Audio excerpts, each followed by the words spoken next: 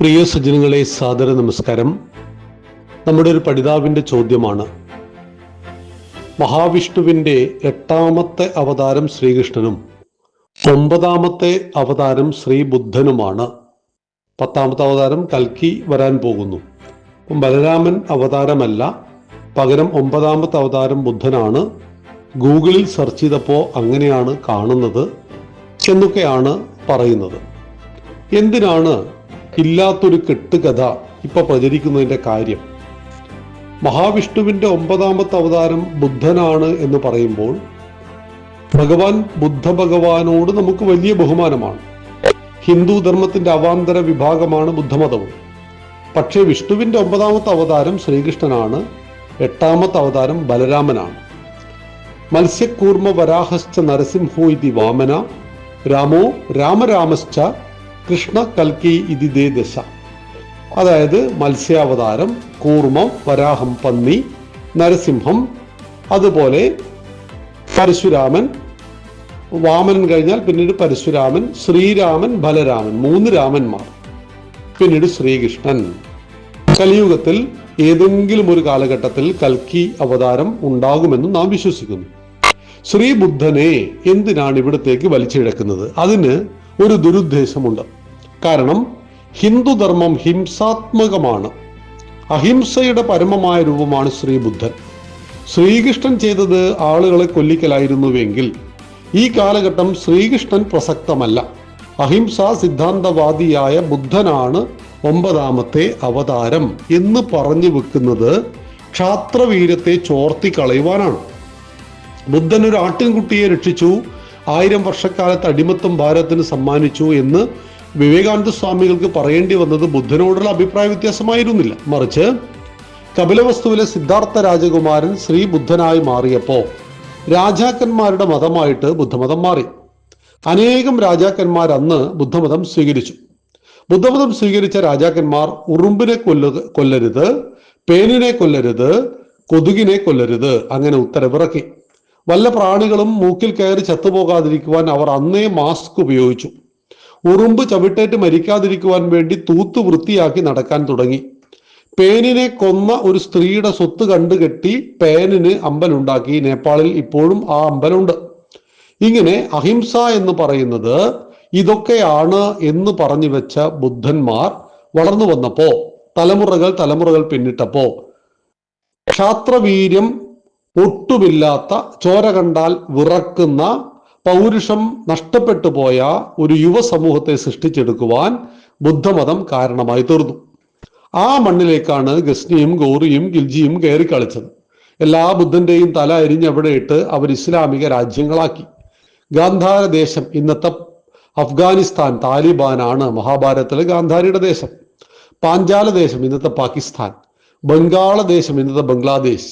ബ്രഹ്മപ്രദേശം, ഇന്നത്തെ മ്യാൻമാർ. അതായത് 2000 കിലോമീറ്ററോളം ഭാരതത്തിന്റെ ഭൂമിയുടെ ഭാഗമായിരുന്ന ഇന്നത്തെ അഫ്ഗാനിസ്ഥാനും പാകിസ്ഥാനും എല്ലാം നമുക്ക് നഷ്ടപ്പെട്ടു പോയത് ഈ ബുദ്ധന്മാര് കാരണമായിരുന്നു. കാരണം ബുദ്ധന്റെ അഹിംസാ സിദ്ധാന്തത്തെ തെറ്റായി മനസ്സിലാക്കിയവരും അതിനെ അന്ധമായി ഫോളോ ചെയ്തവരും, അഹിംസ പരമോധർമ്മ എന്ന് പറയുന്നത് 2 സിംഹങ്ങൾ പരസ്പരം കാണുമ്പോൾ വഴിമാറി പോകുന്നുവെങ്കിൽ അത് അഹിംസയാണ്. മറിച്ച് ഒരു സിംഹത്തെ കാണുമ്പോൾ മാൻപേട ഓടി ഒളിക്കുന്നത് അഹിംസ കൊണ്ടല്ല, ജീവനിൽ കൊതി കൊണ്ടാണ്. ഈ പറയുന്ന അക്രമികൾക്ക് മുന്നിൽ ഞങ്ങൾ നിരായുധരായിട്ട് മരിക്കുവാൻ തയ്യാറാണ് എന്ന് പറയുന്നത് ഭീരുത്വമാണ്. അതുകൊണ്ടാണ് രാജസ്ഥാന്റെ ഇപ്പുറം ഇസ്ലാമിക രാജ്യം സ്ഥാപിക്കുവാൻ 700 വർഷം പരിശ്രമിച്ചിട്ടും അവർക്ക് കഴിയാതെ പോയത്. അവിടെ ഒരു കൈയിൽ വാളുണ്ടെങ്കിൽ, ഒരു കൈയിൽ താമരയുണ്ടെങ്കിൽ മറുകൈയിൽ വാളും ഗദയും കുന്തവും ചക്രമുള്ള 33 കോടി ദൈവങ്ങളെ ആരാധിക്കുന്ന ഹിന്ദുക്കളായിരുന്നു ഭൂരിപക്ഷം. ഹിന്ദുക്കൾക്ക് സത്യബോധവും ക്ഷാത്രവീര്യവും ഒന്നിച്ചുണ്ടായിരുന്നു.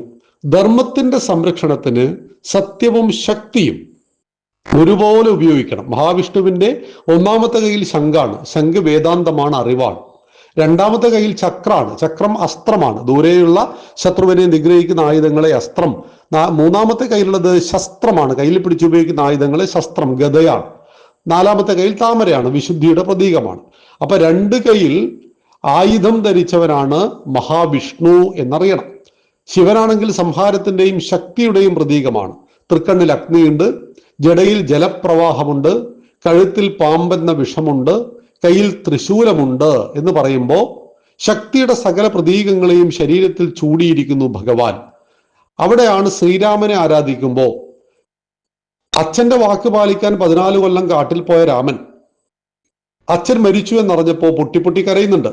ഇതേ രാമൻ ശൂർപ്പണഖയുടെ മൂക്ക് ചെത്തിയ വിഷയവുമായി ബന്ധപ്പെട്ട് രാമനെയും സീതയെയും ലക്ഷ്മണനെയും കൊല്ലാൻ വന്ന ഖരനടക്കമുള്ള 14,000 രാക്ഷസന്മാരെ മണിക്കൂറുകൾ കൊണ്ട് കൊന്നു തീർക്കുന്നുണ്ട്. അവിടെ ഒരു ഭാഗത്ത് സത്യനിഷ്ഠനായ രാമനും മറുഭാഗത്ത് ശക്തി സ്വരൂപനായ രാമനും, അതായത് താടകയ്ക്കും മാരീശനും സുബാഹുവിനും ഖരനുമെല്ലാം മനസ്സിലാകുന്ന ഭാഷ ഇന്ന് പാകിസ്ഥാന് മനസ്സിലാകുന്ന ഭാഷയാണ്. കലിമയൊല്ലാൻ അറിയാത്തത് കൊണ്ട് 26 ആളുകളെ വെടിവെച്ച് കൊന്നുകളഞ്ഞ പാകിസ്ഥാനിലെ ഭീകരന്മാരോട് സമാധാനത്തിന്റെ സന്ദേശം അയക്കുന്നതിൽ യാതൊരു കാര്യമില്ല. അവർ മനസ്സിലാകുന്നത് ഓപ്പറേഷൻ സിന്ദൂർ എന്ന് പറയുന്ന ആയുധത്തിന്റെയും മിസൈലിന്റെയും ബ്രഹ്മോസിന്റെയും ഒക്കെ ഭാഷയാണ്. അതുകൊണ്ടാണ് ഒരിക്കലും ദുര്യോധനന് ഭഗവത്ഗീത ഉപദേശിച്ചാൽ ഒരിക്കലും ദുര്യോധനോ ധർമ്മമോ രക്ഷപ്പെടില്ല എന്നറിയാവുന്നതുകൊണ്ടാണ് ഭഗവത്ഗീത അർജുനന് പറഞ്ഞു കൊടുത്ത ഭഗവാൻ ആയുധം താഴെ വെച്ച അർജുനെ കൊണ്ട് ആയുധം എടുപ്പിച്ച് ഈ പറയുന്ന ദുര്യോധനാദികളെയും കൗരവപ്പടയെയും ഇല്ലായ്മ ചെയ്ത് ധർമ്മത്തെ സംരക്ഷിച്ചു. അപ്പൊ ധർമ്മത്തിന്റെ സംരക്ഷണത്തിന് സത്യവും ശക്തിയും ഒരുപോലെ ആവശ്യമുണ്ട്. ഇവിടെയാണ് സത്യത്തെയും അഹിംസയെയും ആരാധിക്കുവാൻ പറഞ്ഞ ബുദ്ധൻ ശക്തിയെ ആരാധിക്കുവാൻ പഠിപ്പിക്കാത്തത് കൊണ്ട് ഗാന്ധാരദേശം അഫ്ഗാനിസ്ഥാനായി പാഞ്ചാലദേശം പാകിസ്ഥാനായി മാറി എന്ന ഒരു ദുര്യോഗം നമ്മൾ അറിയണം. അപ്പോൾ നമ്മുടെ ക്ഷാത്രവീരത്തെ ചോർത്തി പ്രതികരണ ശേഷിയില്ലാത്ത ക്രിയാത്മകതയില്ലാത്ത ഒരു യുവസമൂഹത്തെ സൃഷ്ടിക്കുവാനുള്ള പുറപ്പാടിലാണ് പുതിയ ഒരു അടവുമായിട്ട് വന്നിരിക്കുന്നത്. ശ്രീബുദ്ധൻ ഭഗവാനാണ്, നമ്മൾ ആരാധിക്കുന്നു. നമുക്ക് ബുദ്ധമതത്തോടുള്ള അഭിപ്രായ വ്യത്യാസം, അവർ ശൂന്യവാദത്തിൽ വിശ്വസിക്കുമ്പോൾ നമ്മൾ ഈശ്വരവാദത്തിൽ വിശ്വസിക്കുന്നു എന്നുള്ളതാണ്. എല്ലാം ഉണ്ടായതിന്റെ അടിസ്ഥാനം ശൂന്യമാണെന്ന് അവർ പറയുന്നു. അത് തെറ്റാണ്. ശൂന്യതയിൽ നിന്നൊന്നും ഉണ്ടാക്കാൻ സാധ്യമല്ല. നമ്മുടെ ഈശ്വരവാദമാണ് ആധ്യാത്മികവാദം എന്ന് പറയുന്നത്. എല്ലാത്തിൻ്റെയും അടിസ്ഥാനം ഈശ്വരനാണ് എന്ന് പറയുന്ന വാദമാണ്. ഈ വാദത്തെ മാറ്റി നിർത്തിയാൽ നമ്മളും അവരുമെല്ലാം ആചാരങ്ങളും വിഗ്രഹാരാധനയും ഒക്കെ ഉള്ളവരാണെന്നറിയണം. ബുദ്ധനെ അങ്ങേയറ്റം ആദരിക്കുമ്പോൾ തന്നെ മഹാവിഷ്ണുവിന്റെ 9ാമത്തെ അവതാരം ശ്രീകൃഷ്ണനാണ്, അത് ബുദ്ധനല്ല. 8ാമത്തെ അവതാരം ബലരാമനാണ് എന്നുകൂടി അറിയുക. നന്ദി, നമസ്കാരം. വന്ദേ മാതരം.